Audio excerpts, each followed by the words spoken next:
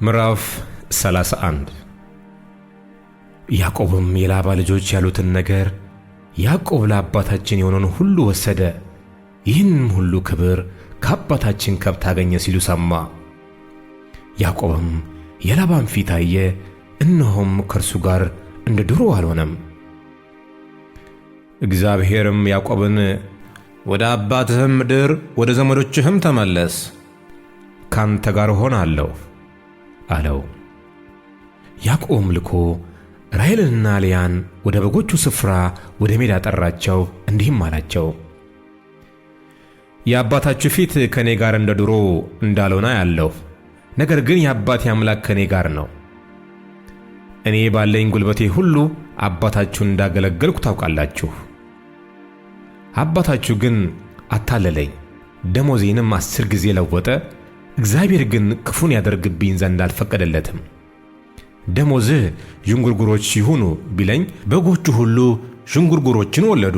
ሽምልምሌ መሳዮች ደሞዝህ ይሁኑ ቢለኝ በጎቹ ሁሉ ሽምልምሌ መሳዮችን ወለዱ። እግዚአብሔርም የአባታችሁን በጎች ሁሉ ነስቶ ለእኔ ሰጠኝ። እንዲህም ሆነ፣ በጎቹ በጎመጁ ጊዜ ዓይኔን አንስቼ በሕልም አየሁ። እነሆም በበጎችና በፍየሎች ላይ የሚንጠላጠሉት የበጎችና የፍየሎች አውራዎች ሽምልምሌ መሳዮችና ዥንጉርጉሮች ነቁጣ ያለባቸውም ነበሩ። የእግዚአብሔር መልአክ በሕልም ያዕቆብ ሆይ አለኝ። እኔም እነሆኝ አልሁት። እንዲህም አለኝ፣ ዓይንን አቅኝተህ እይ። በበጎችና በፍየሎች ላይ የሚንጠላጠሉትን የበጎችና የፍየሎች አውራዎች ሽመልምሌ መሳዮችና ዥንጉርጉሮች ነቁጣ ያለባቸውንም ናቸው።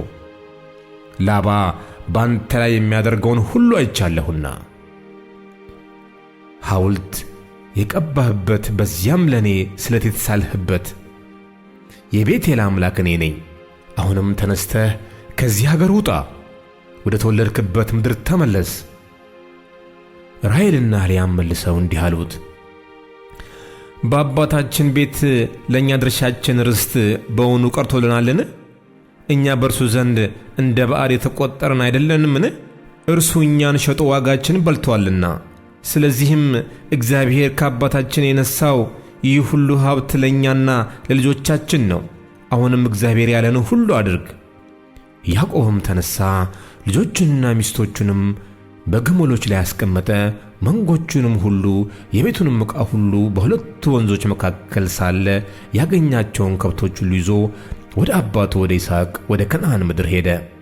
ላባ ግን በጎቹን ለመሸለት ሄዶ ነበር። ራሔልም የአባቷን ተራፊም ሰረቀች። ያዕቆብም የሶርያውን ሰው ላባን ከድቶ ኮበለለ፣ መኮብለሉንም አልነገረውም። እርሱም ያለውን ሁሉ ይዞ ኮበለለ። ተነስቶም ወንዙን ተሻገረ፣ ፊቱንም ወደ ገለዓድ ተራራ አቀና። በሦስተኛውም ቀን ያዕቆብ መኮብለል ለላባ ተነገረው። ከወንድሞቹ ጋር ሆኖ የ7 ቀን መንገድ ያህል ተከተለው፣ በገለዓድ ተራራም ላይ ደረሰበት። እግዚአብሔርም ወደ ሶርያው ሰው ወደ ላባ በሌሊት በሕልም መጥቶ ያዕቆብን በክፉ ነገር እንዳትናገረው ተጠንቀቅ አለው። ላባም ደረሰበት። ያዕቆብም ድንኳኑን በተራራው ተክሎ ነበር። ላባም ከወንድሞቹ ጋር በገለዓድ ተራራ ድንኳኑን ተከለ። ላባም ያዕቆብን አለው፣ ለምን እንዲህ አደረግህ? ከእኔ ከርተህ ኮበለልህ። ልጆቼንም በሰይፍ እንደተማረኩ ዓይነት ነዳሃቸው። ስለምን በስውር ሸሸህ? ከእኔም ከርተህ ስለምን ኮበለልህ? በደስታና በዘፈን በከበሮና በበገና እንድሰድድህ ለምን አልነገርኸኝም? ወንዶቹንና ሴቶቹን ልጆቼን እንድስም ስለምን አልፈቀድክልኝም? ይህንም በስንፍና አደረግህ። ክፉ አድርግባችሁ ዘንድ ኃይል ነበረኝ። ነገር ግን የአባታችሁ አምላክ ትናንት ያዕቆብን በክፉ ነገር እንዳትናገረው ተጠንቀቅ ብሎ ነገረኝ። አሁንም የአባትን ቤት ከናፈክ ሂድ። ነገር ግን አምላኮቼን ለምን ሰረክ? ያዕቆብም መለሰ፣ ለላባም እንዲህ አለው፣ ልጆችህን ከኔ የምትቀማኝ ስለመሰለኝና ስለፈራው ይህን አደረግሁ። አምላኮችህን የምታገኝበት ሰው ግን እርሱ ይሙት፣ ያንተ የሆነውም በእኔ ዘንድ ይገኝ እንደሆነ በወንድሞቻችን ፊት ፈልግ፣ ላንተም ውሰደው አለ። ራሔል እንደ ሰረቀቻቸው ያዕቆብ አያውቅም ነበርና። ላባም ወደ ያዕቆብ ድንኳንና ወደ ልያ ድንኳን ወደ ሁለቱም ባሪያዎች ድንኳን ገባ፣ ነገር ግን አላገኘም። ከልያም ድንኳን ወጥቶ ወደ ራሔል ድንኳን ገባ። ራሔልም ተራፊም ወስዳ ከግመል ኮርቻ በታች ሸሸገች፣ በላዩም ተቀመጠችበት። ላባም ድንኳኑን ሁሉ ፈለገ፣ አንዳችም አላገኘም።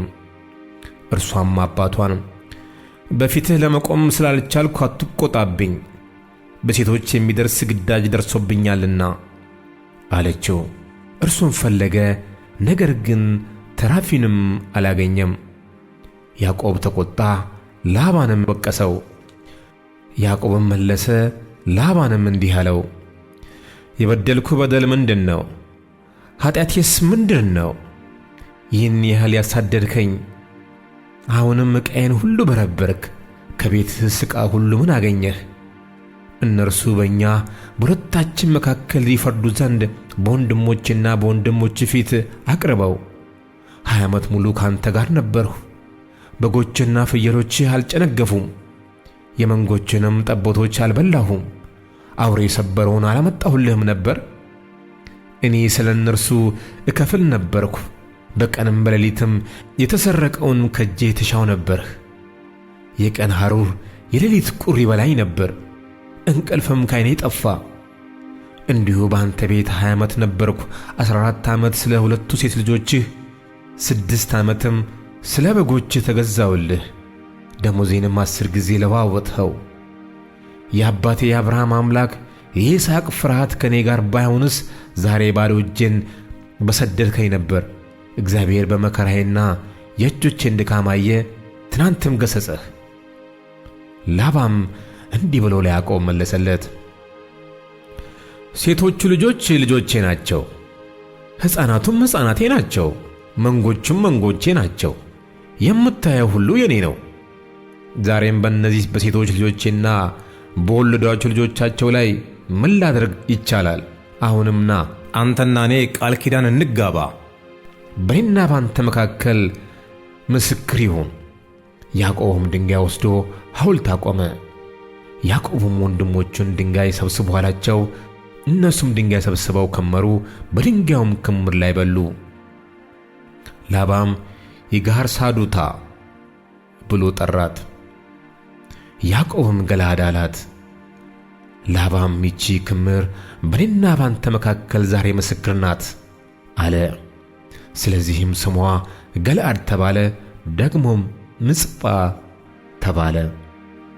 እኛ በተለያየን ጊዜ እግዚአብሔር በእኔና ባንተ መካከል ሆኖ ይጠብቅ ብሎአልና።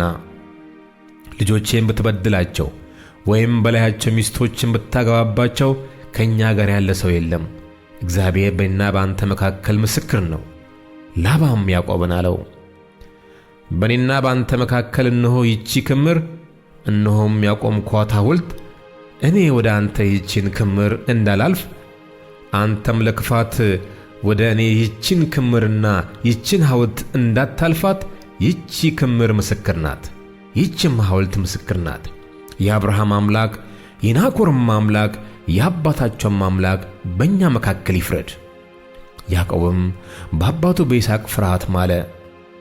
ያዕቆብም በተራራው ላይ መሥዋዕትን ሰዋ፣ ወንድሞቹን እንጀራ እንዲበሉ ጠራ። እነርሱም እንጀራ በሉ፣ በዚያም ተራራ አደሩ። ላባም ማልዶ ተነስቶ ወንዶቹንና ሴቶቹን ልጆቹን ሳመ፣ ባረካቸውም። ላባም ተመልሶ ወደ ስፍራው ሄደ።